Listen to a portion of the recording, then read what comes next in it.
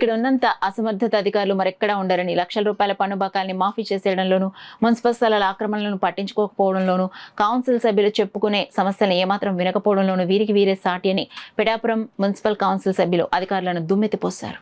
Pithapuram municipal కార్యాలయంలో council హాల్లో chairperson Gandepalli Suryavati Ramarao అధ్యక్షతన మున్సిపల్ వార్షిక బడ్జెట్ సమావేశం బుధవారం జరిగింది.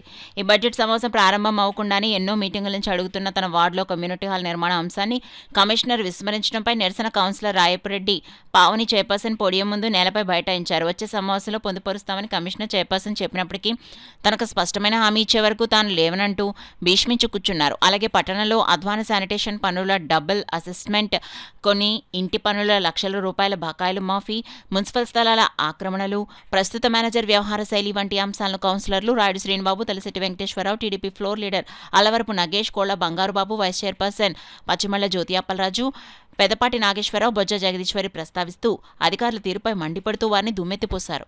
అనంతరం సమావేశంలో ప్రవేశపెట్టిన 2026-27 సంవత్సర వార్షిక బడ్జెట్ను సభ్యులు ఆమోదించారు. సమావేశం పూర్తయి అందరూ బయటకు వచ్చిన కౌన్సిలర్ రాయపురెడ్డి పావని మాత్రం నేలపైనే కూర్చునుండిపోయారు.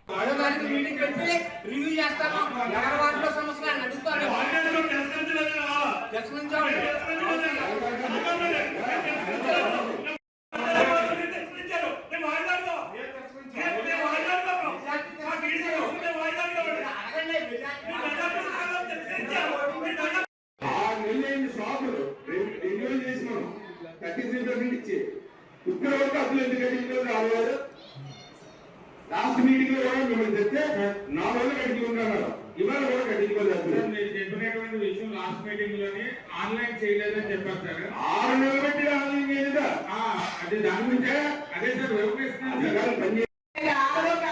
కానీ ఎటువంటి యాక్షన్ తీసుకోవడానికైనా మన అందరికీ రైట్ ఉంటే నేనైతే మీరు సహకరిస్తాను, లేకపోతే నేను పర్సనల్ గా నేను ఎంక్వైరీ పెట్టుకుంటానండి. అందరూ సహకరించి ఎంక్వైరీ పెట్టుకుంటే బాగుంటుందండి. ఎందుకంటే అండి ఆ స్పెషల్ ఆఫీస్ గారు ఆ ముసుగులో 50 లక్షలు అండి, 50 లక్షలు రైట్ ఆఫ్ చేసేసారు. మళ్ళీ ఇప్పుడు వచ్చేసి మళ్ళీ చేసుకుంటారు. ఏం చేసుకుంటారు మనం వెళ్ళిన తర్వాత మనం ఏం చేయలేం. కానీ ఉన్నప్పుడైనా ఈ అవినీతి మీద అప్పుడున్న ఆర్ఐ మీద సిబిఐ యాక్షన్ తీసుకోవాలని మీరు మరి ఎవరికి రాస్తారో మనం అప్పుడు సంతకం పెట్టమంటే ఎవరికి పెట్టా పెడతారండి. మరి ఆ విధంగా చర్య తీసుకోవాలని గౌరవ కౌన్సిల్ సభ్యులందరూ నోటీస్ అని చెప్పి చెప్పడం జరిగింది 4 నెలల క్రితం. మొన్న కమిషనర్ గారికి కూడా వచ్చి చెప్పాం.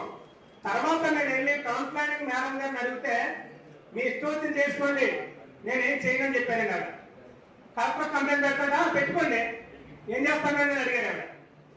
ఏం సమాధానం ఏం చెప్తారండి? ఇది పడిపోయి ఎవరికైనా ప్రాణ నష్టం జరిగితే ఒక పార్టీకి చెందిన నాయకుల్ని నా మీద ఎవరు కంప్లైంట్ ఇస్తారు, ఉద్యోగాలు ఎగిరిపోతాయి అని వార్నింగ్ ఇచ్చారండి. అప్పటి నుంచి దానికి ఆ జోలికి వెళ్ళమని సార్ మీరు అది పడిపోయి ప్రాణాలు పోతే ఎవరు సమాధానం చెప్తారండి? ఏ పార్టీ నాయకులు చెప్తే సమాధానం నాకు అర్థం కాదు. మీరు ఏ అధికారి చేయవలసిన బాధ్యత లేదా? నేను ఏమన్నాను, కలెక్టర్ కంప్లైంట్ చేస్తే మీరు పట్టించుకోలేదంటే చేసుకోవాలని చెప్పాను. నేను రెక్లెస్ గా చెప్పారు, మీరు చెప్పారు నా దగ్గర స్టాఫ్ లేదు, నేనేం చేయలేను అని. మానేది ఉద్యోగాలు మానే, మీరు ఉద్యోగాలు మానే వెళ్ళిపోండి. మీరు స్టాఫ్ లేకపోతే వెళ్ళిపోండి. కమిషనర్ ఎవరు మా పాలన మేము చేసుకుంటాం. వదిలేండి, మీరు అందరూ వదిలేండి, వదిలేసి వెళ్ళిపోండి. మీరు ఏం చెప్పారు? నేను కలెక్టర్ కంప్లైంట్ పెడతా, పెట్టుకోండి, నేనేం చేయలేను. నా దగ్గర ఎవరు లేదండి. మేడం గారు ఇదే చెప్పారండి.